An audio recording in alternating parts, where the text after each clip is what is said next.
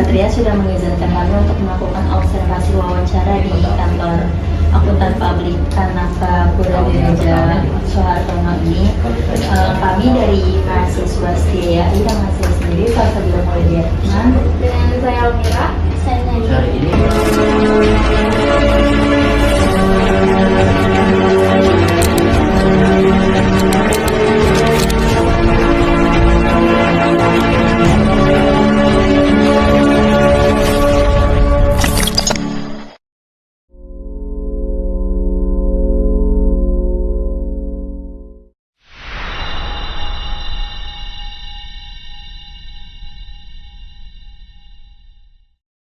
Assalamualaikum warahmatullahi wabarakatuh. Terima kasih kepada Ibu Resi MMAKCA selaku dosen mata kuliah pengantar akuntansi 2 telah mengizinkan kelompok kami yaitu kelompok 18 untuk memaparkan hasil observasi wawancara mengenai analisis perjanjian dalam topik 2. Sebelum itu, perkenalkan anggota kelompok kami terlebih dahulu dengan saya sendiri Almira dengan NIM 004 dan rekan saya. Saya Salsabila Maulidia Rahman dengan NIM 014. Saya Nadia Radialina dengan NIM 027. Baik, di sini kita ada daftar isi. Yang pertama itu ada bab 1 pendahuluan dan bab 2 proses pelaksanaan proyek dan bab 3 hasil implementasi dan bab 4 penutup. Selanjutnya dan bab 5 itu ada lampiran. Oke, selanjutnya kita masuk ke bab 1 yaitu pendahuluan. Kita masuk ke latar belakang. Pada latar belakang ini, kami diminta untuk menjelaskan pentingnya tugas proyek ini dalam mengaplikasikan mata kuliah pengantar akuntansi 2 pada KAP yang kami pilih. Nah, dalam isi latar belakangnya itu ada Kantor Akuntan Publik KAP Kanaka Pura Diraja Soehartono merupakan firma profesional dengan 29 partner di 6 cabang yang operasionalnya diatur melalui perjanjian persekutuan sebagai landasan utama tata kelola, pembagian hak dan kewajiban, serta penyelesaian sengketa antar sekutu. Dan perjanjian persekutuan sangat penting untuk memastikan keberlanjutan layanan profesional di bidang audit, perpajakan, dan konsultasi. Melalui observasi dan wawancara ini, analisis dilakukan untuk membandingkan dari isi formal perjanjian dengan praktik nyata.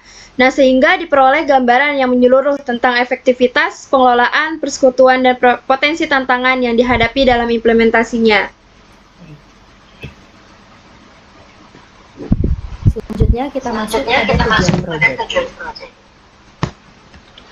Di tujuan proyek ini, yang pertama itu ada menganalisis isi perjanjian persekutuan KAP Kanaka Pura Diraja Soehartono. Yang kedua itu mengevaluasi kesesuaian penerapan perjanjian dengan praktik operasional. Dan yang ketiga mengidentifikasi dasar pembagian laba di KAP tersebut. Oke, kita masuk ke ruang lingkup. Jadi pada subbab ini, kami diminta untuk menjelaskan batasan atau ruang lingkup yang akan dilaksanakan, seperti periode analisis dan aspek apa saja yang akan kami analisis. Baik, yang pertama itu ada periode analisis. Nah, analisis perjanjian persekutuan akan didasarkan pada kondisi dan praktik yang berlaku pada periode wawancara pada Mei 2025 dan data dan informasi yang digunakan itu untuk mencerminkan kebijakan dan operasional KAP Kanaka Pura Diraja Soehartono pada saat tersebut.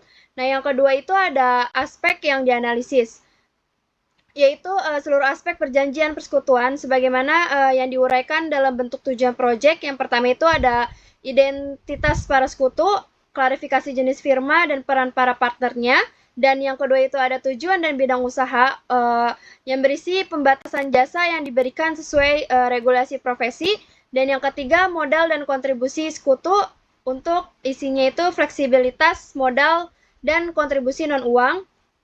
Dan selanjutnya ada pengelolaan dan kewenangan sekutu yang berisi struktur manajemen, pengambilan keputusan, dan batasan kewenangan. Dan pengeluaran penarikan dana prive yang berisinya itu kebijakan penarikan dana pribadi oleh sekutu.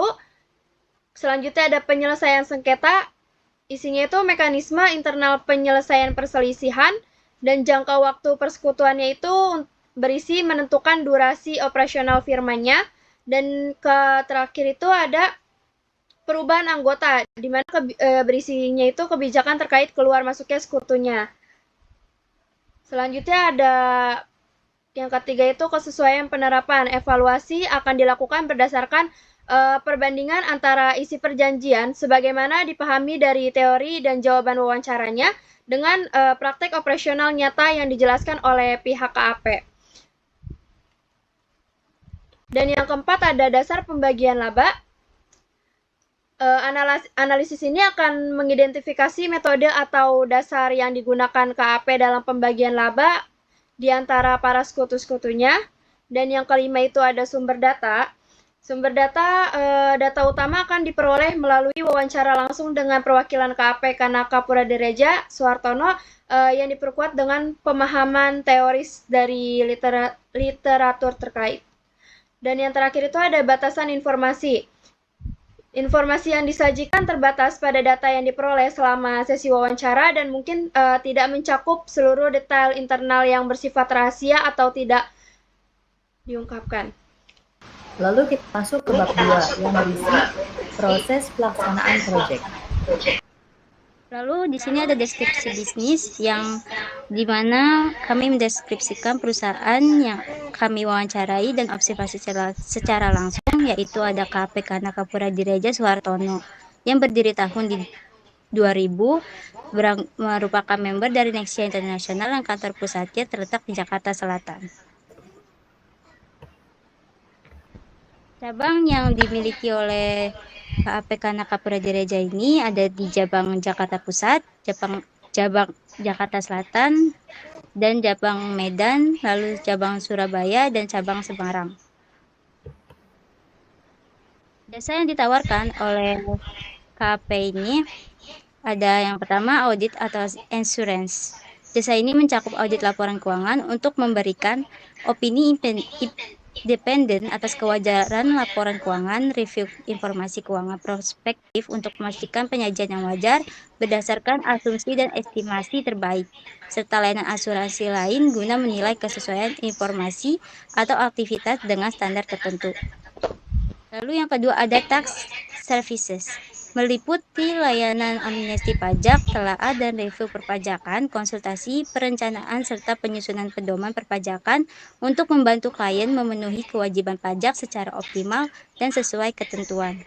Lalu yang terakhir ada advisory, yang dimana KAP menawarkan pengembangan sistem akuntansi dan IT, pendampingan manajemen termasuk business plan dan feasibility study, jasa audit internal, layanan akuntansi seperti outsourcing staff dan kompilasi laporan keuangan, serta ada pelatihan terkait perubahan standar akuntansi agar perusahaan dapat mengelola bisnis dan laporan keuangannya secara efektif. Lalu di sini ada ilustrasi bagian struktur organisasi KAP Kanaka Puradireja yang dimana di susunan pertama ada partner yang merupakan posisi tertinggi dalam kantor akuntan publik serta bertugas memimpin pelaksanaan jasa audit.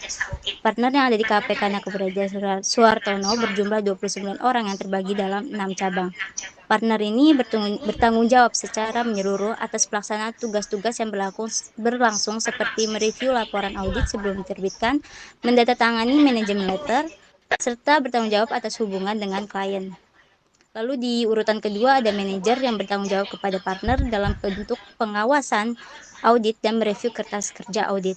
Manajer juga membantu dalam merencanakan program audit dan waktu pelaksanaan audit. Di bagian ketiga kita bisa lihat ada supervisor yang mengawasi staf audit selama audit dan mengendalikan keterlibatan konsultasi yang mengevaluasi manajemen perusahaan dan praktik operasi.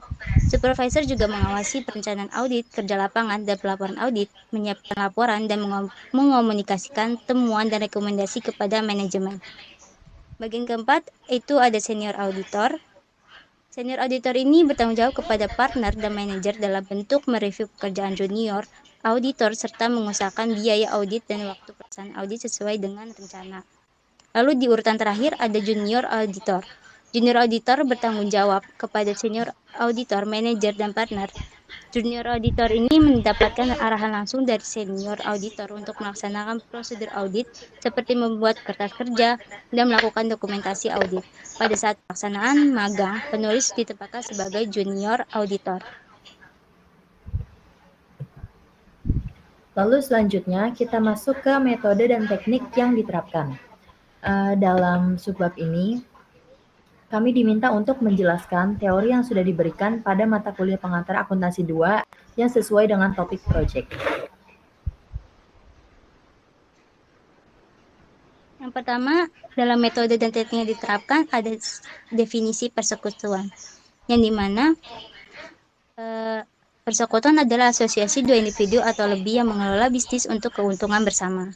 Lalu yang kedua ada karakteristik utama. Karakteristik persekutuan meliputi kewajiban tidak terbatas, tanggung jawab pribadi sekutu atas utang persekutuan, kepemilikan bersama atas properti, mutual agensi, kewenangan mewakili persekutuan, hak partisipasi dalam pendapatan, lalu yang terakhir dibentuk melalui perjanjian kemitraan. Yang ketiga ada jenis persekutuan. Jenis yang digunakan ada CV, komandite, fellowship, atau persekutuan komanditer terdiri dari satu atau lebih sekutu aktif dan satu atau lebih sekutu pasif. Dan ada firma, sering disingkat FA, banyak digunakan untuk firma profesional seperti firma hukum atau firma akuntansi.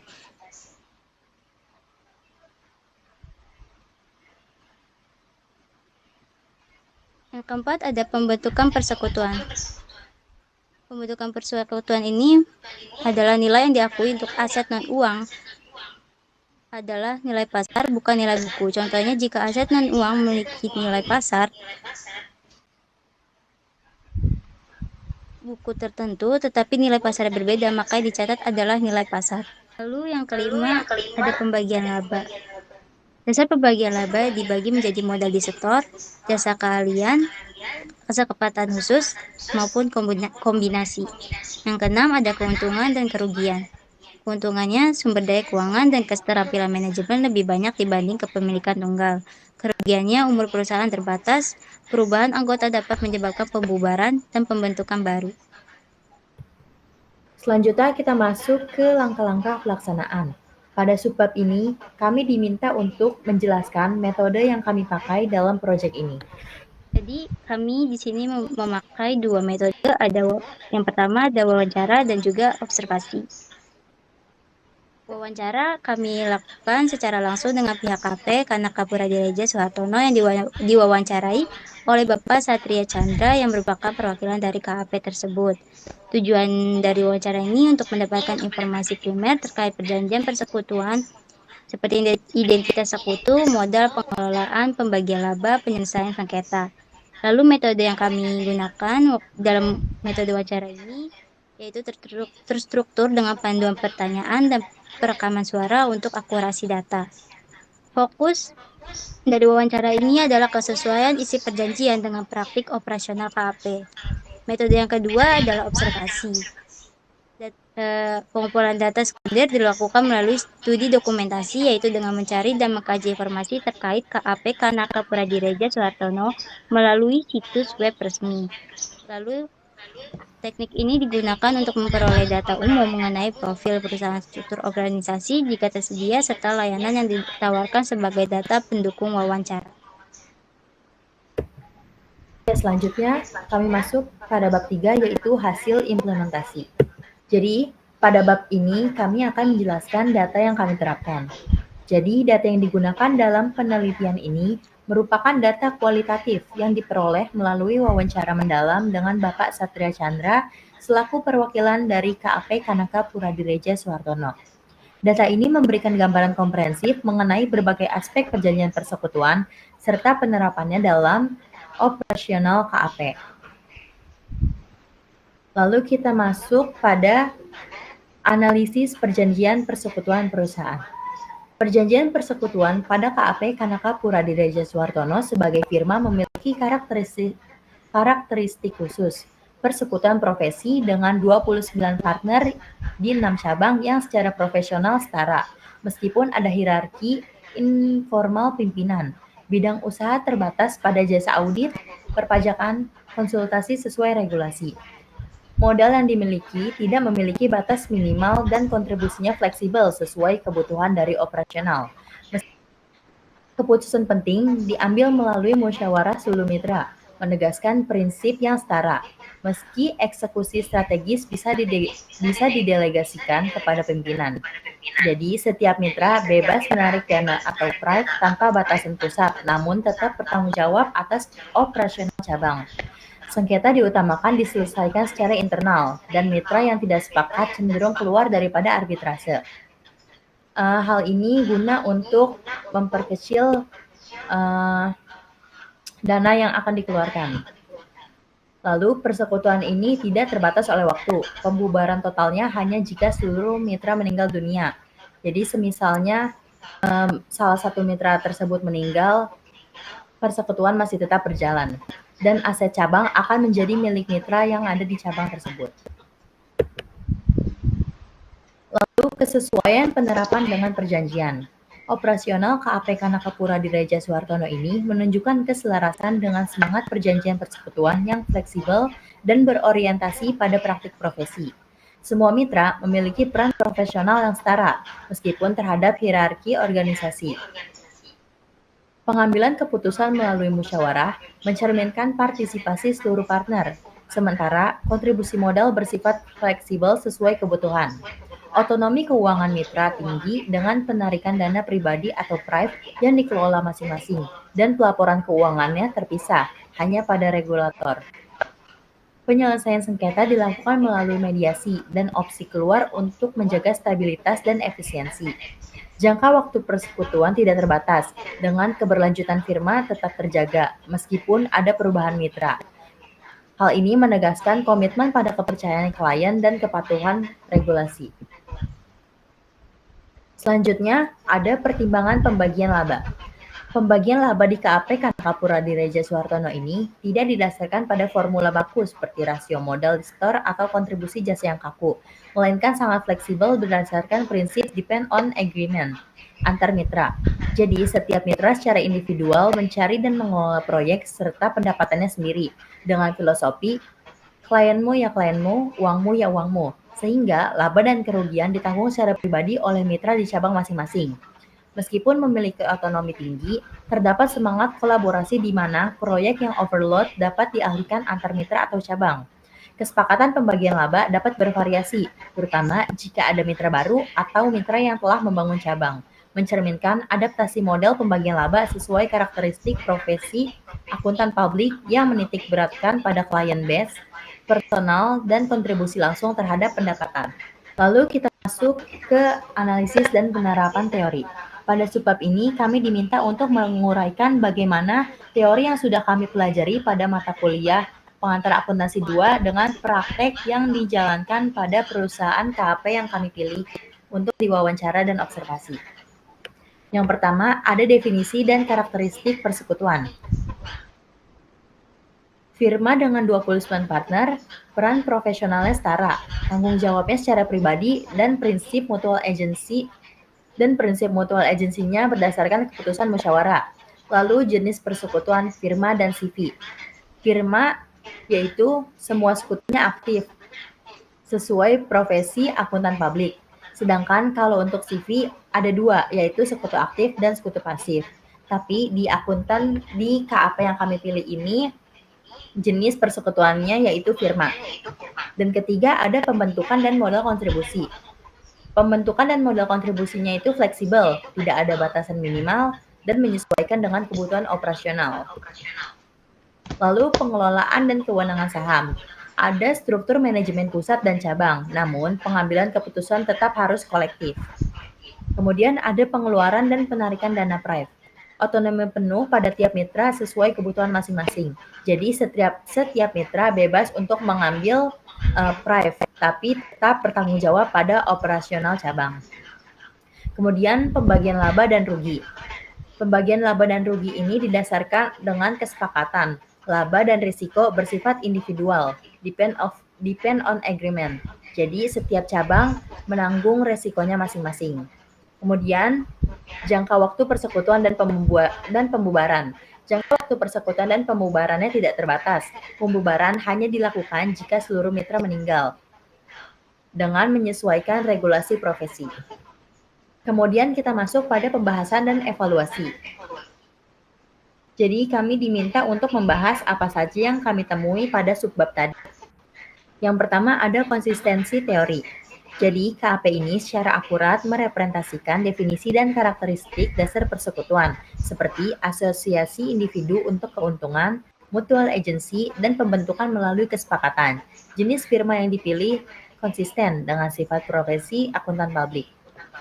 Kemudian, fleksibilitas dalam modal awal dan kontribusi menunjukkan praktik yang pragmatis dan tumbuh secara organik, meskipun tidak seformal model penyetoran modal dalam perseroan terbatas.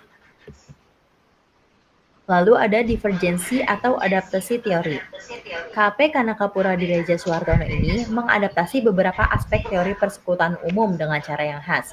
Perbedaan utamanya terlihat pada jangka waktu persekutuan yang tidak terbatas dan tidak otomatis bubar jika satu mitra meninggal, dan hanya bubar jika semua mitranya meninggal. Hal ini menyesuaikan kebutuhan entitas profesional besar yang mengutamakan kontinuitas layanan dan kepercayaan pada klien.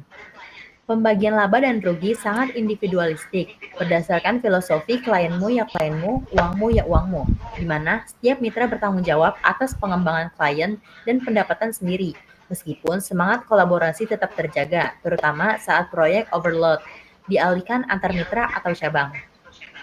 Model pembagian laba yang fleksibel dan depend on agreement mencerminkan kesesuaian perjanjian internal sesuai dinamika hubungan antar mitra.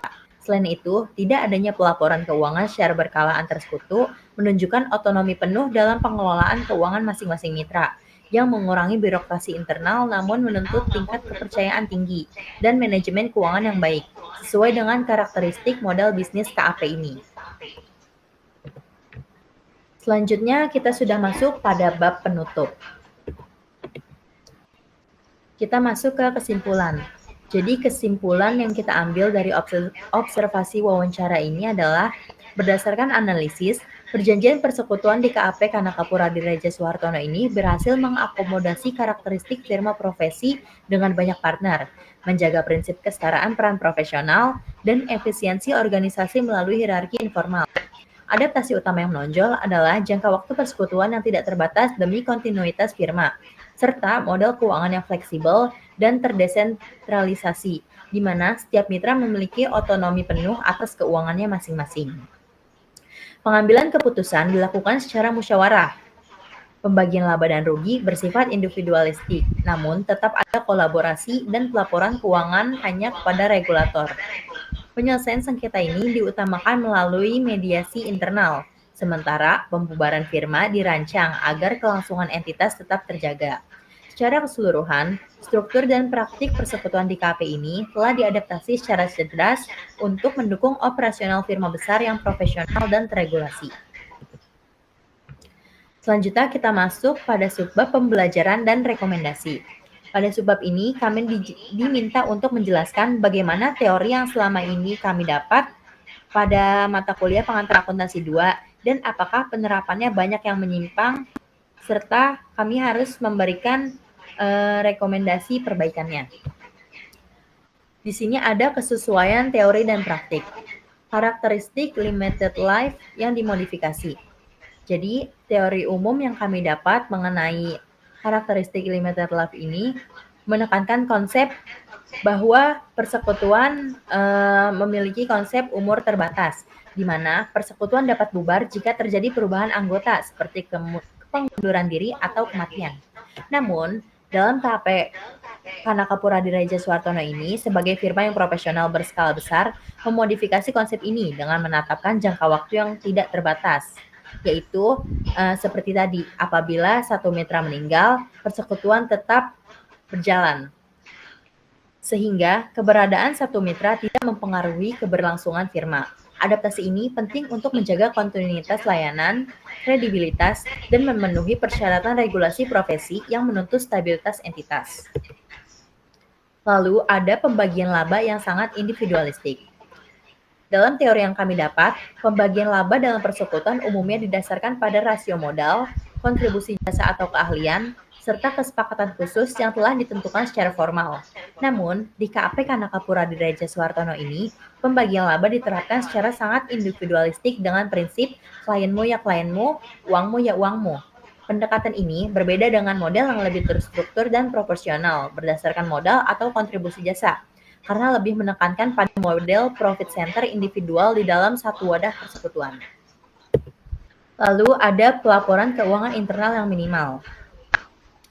Pada teori yang kami dapat, persekutuan umumnya menekankan pentingnya pelaporan keuangan kepada semua sekutu untuk transparansi dan pengambilan keputusan. Namun, pada KAP ini tidak ada kewajiban untuk melaporkan keuangan secara berkala kepada sekutu lain. Jadi, setiap mitra memiliki laporan keuangannya sendiri. Hal ini merupakan penyimpangan yang sangat signifikan dari praktik umum persekutuan. Mengindikasikan tingkat otonomi dan kepercayaan yang sangat tinggi antar mitra, serta kemungkinan bahwa kontrol lebih difokuskan pada kepatuhan regulasi eksternal daripada transparansi internal antar mitra. Lalu, kita masuk ke rekomendasi perbaikan. Baik, kita langsung masuk ke rekomendasi perbaikan, di mana yang pertama itu ada formalisasi perjanjian persekutuan tertulis. Nah, walaupun KAP ini itu beroperasi berdasarkan kesepakatan yang fleksibel, nah sangat direkomendasikan untuk mendokumentasikan secara lebih formal dan komprehensif semua kesepakatan. Nah, terutama itu terkait dalam pembagian laba dan kewenangan dalam perjanjian persekutuan tertulis yang mutakhir. Nah, ini akan mengurangi potensi perselisihan di masa depan dan memberikan kejelasan hukum yang lebih kuat. Terutama itu mengikat jumlah partner yang banyak, yaitu 29 orang. Nah, yang kedua itu ada standarisasi mekanisme pembagian laba yang lebih terstruktur. Nah, meskipun model ini individualistik, memiliki kelebihan, tapi mempertimbangkan untuk memiliki mekanisme pembagian laba yang lebih terstruktur itu mungkin dengan formula yang mengakomodasikan kontribusi individual, namun juga memberikan insentif untuk kolaborasi lintas cabang yang lebih formal. Dapat dipertimbangkan misalnya itu dengan mengenal komponen bonus untuk proyek hasil kolaborasi atau referral. Nah, yang ketiga itu ada penguatan pelaporan keuangan internal atau opsional. Untuk meningkatkan transparansi dan memungkinkan evaluasi kinerja persekutuan secara kolektif, KAP ini dapat mempertimbangkan bentuk pelaporan keuangan internal yang lebih terstandarisasi antar mitra. Tidak harus melibatkan detail omset individual, tetapi mungkin rangkuman kinerja agregat atau benchmarking antar cabang untuk mendorong efisiensi dan identifikasi area perbankan secara kolektif.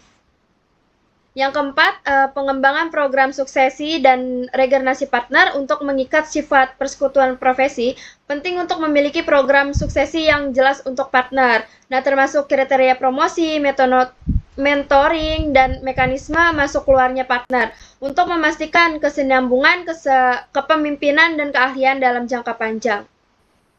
Nah, jadi rekomendasi ini bertujuan untuk melengkapi model operasional yang sudah efektif dengan kerangka kerja yang lebih terstruktur dan transparan, sehingga dapat memitigasi risiko potensial di masa depan dan mendukung pertumbuhan berkelanjutan dari KAP Kanaka Puradireja Suhartono ini. Kemudian kita masuk pada bab lampiran. Bab lampiran ini berisi dokumentasi dan kami melakukan wawancara dan observasi di KAP Kanaka Puradireja Suhartono ini. Berikut adalah dokumentasi kami dengan Pak Satria Chandra selaku Jack kami wawancarai.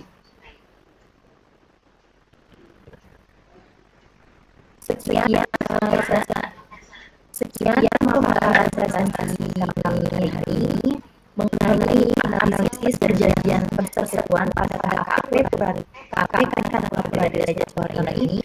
Kurang lebih mohon maaf. Terima kasih. Wassalamualaikum warahmatullahi wabarakatuh.